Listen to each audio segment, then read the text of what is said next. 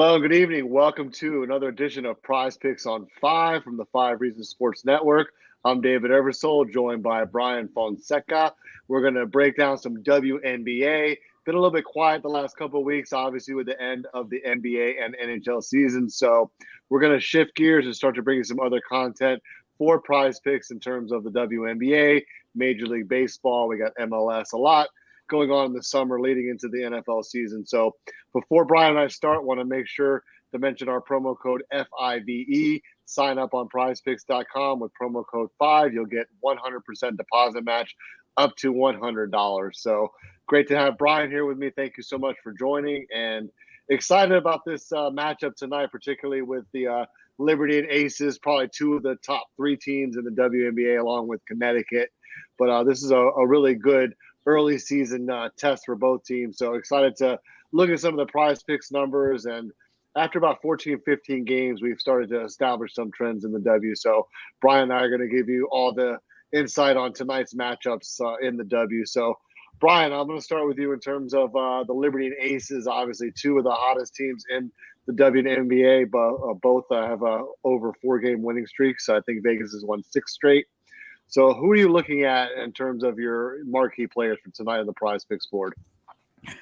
I was hoping that A'ja Wilson would still be at 9.5 at the time we recorded this. She is up to 10 rebounds now. But 9.5 rebounds is what I took last night for A'ja Wilson, both on the sportsbooks and here, Prize Picks. And she's gotten 10 rebounds in 6 straight games. So right now, if you're playing her, she's at 10. And this is going to be kind of a push at this point if she just gets to 10. But I mean, I feel like you'll take that better than going under. I still feel good about it. The concern for me is that the Liberty are one of the better rebounding teams in the WNBA because their front line, Brown, Stewart, Jonquel Jones, and particularly on the defensive side of the ball. But the Aces are better on offense, or I may have that reverse actually. And A'ja Wilson is a big game performer also. Champion. Like I feel comfortable about her getting the rebounds still, even though I wish it was still at 9.5. 9.5, I would bang that, even though it feels like it could be a setup. But look, she's gotten 10 rebounds in 6 straight and 8 of her last 9. That's something that I've really liked when I saw it this morning. And then there are a couple others throughout this game and the slate overall that we can get to. Yeah, definitely. I was looking at Chelsea Gray over on points and assists. She's at 20 in 15 games. She's hit that in 8 out of 15 and pushed in one other game. So 60% of the time she's right at that 20 points and assists or above. What do you think of Gray in terms of some of her projections and numbers in this one?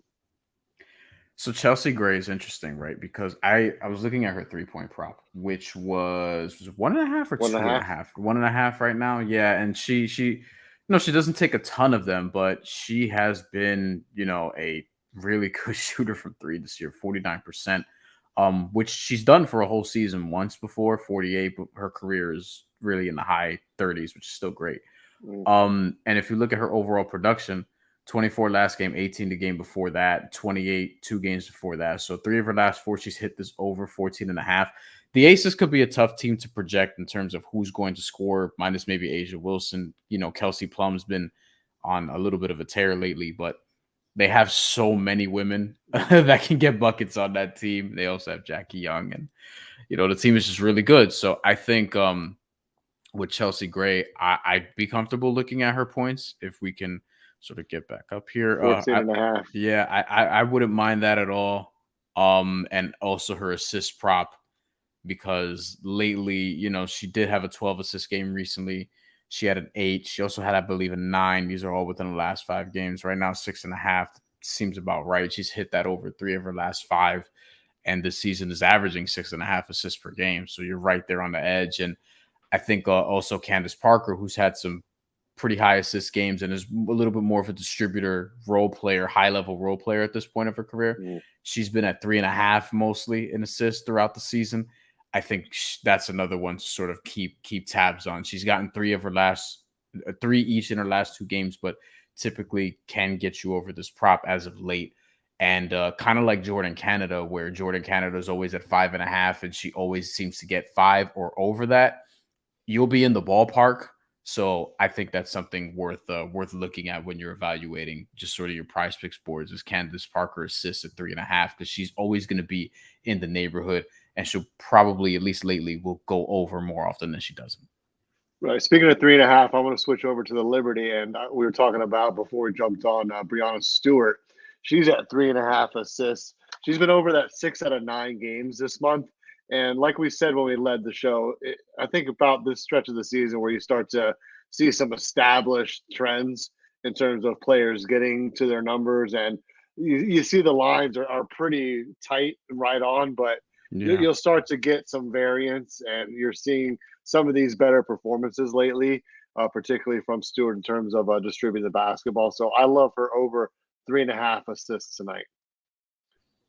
Yeah, I actually like that also. In terms of the Brianna Stewart ones, I feel like that's maybe the most reliable individually. There's also a combo that I liked that we talked about earlier, a rebounds combo with her and it was Asia Wilson. It was to get over 20. I think there's going to be a battle on the boards there. I wonder Mhm. if Jonquel Jones is kind of going to get in the way of that though, but I do think that that's something that I'm considering putting on my board tonight is Asia Wilson, Brianna Stewart over 20 rebounds. Because I could see them both just getting double figures and getting double doubles really in this game. And who else were we looking at for the Liberty side? Let's see. So let me pull We're up my talking about board Sabrina, here. right? Sabrina Ionescu. So she's gotten over 2.5 turnovers in each of her last three. It's gotten just under that. The couple She's before the that only were two. turnover square on the board, too. The only turnover score on the board. Yeah, I mean, look, she's gonna be pressured.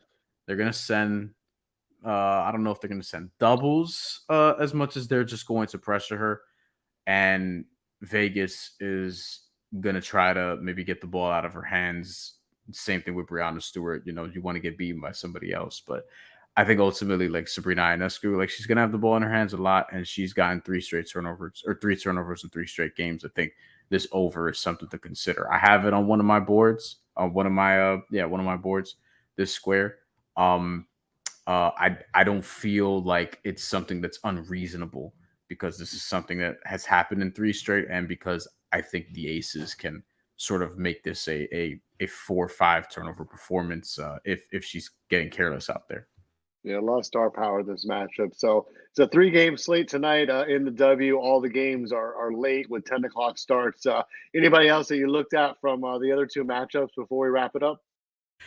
Yeah, so Brittany Griner, who destroyed the Indiana Fever last time she played them, season high 29 points. She's playing the Fever again. This was a couple weeks ago, and she, got injured after that, missed a couple games, but she's back now. Her prop was at 18 and a half points, and it went up to 19 and a half. I'm still probably going to take this over because when you look at that matchup, Brittany Griner was able to get into whatever spot she wanted, wasn't met with a ton of resistance.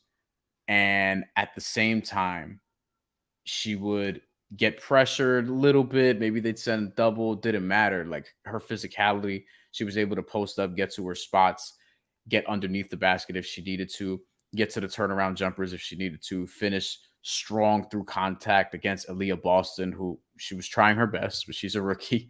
And Brittany Griner kind of took her to school because a lot of those points were on her, those 29 points. Brittany Griner has scored the ball really well since coming back, better than I thought she would. Lately, there were a couple down performances because working back from the injury, but I think this is an over reasonable to take because if the Phoenix Mercury is able to similarly play through her as they did last time, there's no reason she can't have at least 20 points. And she did pretty well in terms of fantasy score. Also, she was over 50 on the fantasy score. So there's a couple different directions you could go with Griner Yeah. as The well. rebounds aren't there as they normally would be for her, but the scoring has been there. Yeah, which is good to see. So it's exciting to start covering the W in terms of prize picks. There's a lot of great talent in the league and a lot of good matchups throughout the year, with a small league. there's always going to be these star matchups, any given week. So it's good to get this information out there. Hopefully, gather some new audience for the WNBA. It's great to see this season getting underway in full swing. So I want to thank Brian, and make sure you sign up for PrizePicks using promo code FIVE. We'll be back tomorrow with some NFL season projections, and we're going to have more WNBA coverage throughout the next few days as well. Thank you so much.